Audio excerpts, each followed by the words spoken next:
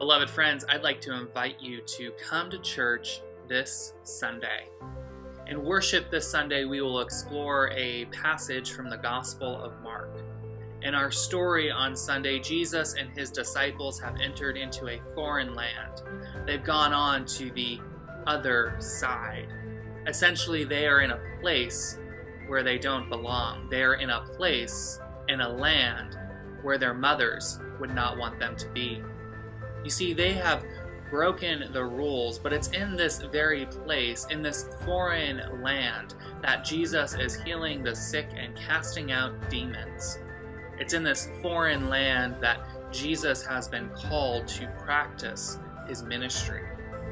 But then all of a sudden the police show up. Well, not exactly the police as we would think it to be, but the scribes and the Pharisees. And they have shown up to make sure that everyone is following the law, that everyone is practicing the tradition of the elders. Tradition. It's a word that popped out to me as I read this text, and it made me wonder, church, what are the traditions that we follow? What are the traditions that we practice here in the church? And why? Why do we follow certain traditions? Why do we practice certain traditions?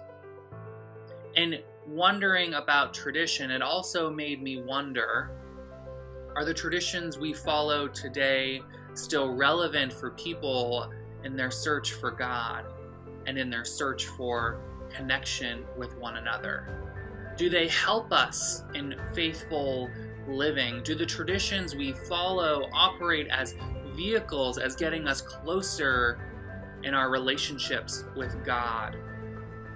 Or are we stuck?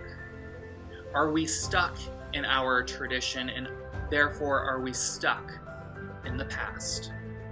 Come to church this Sunday as we explore this text a little bit more and as we wonder together about the traditions that we practice, about the traditions that we follow, and if the traditions that we practice and follow, if they lead us to faithful living.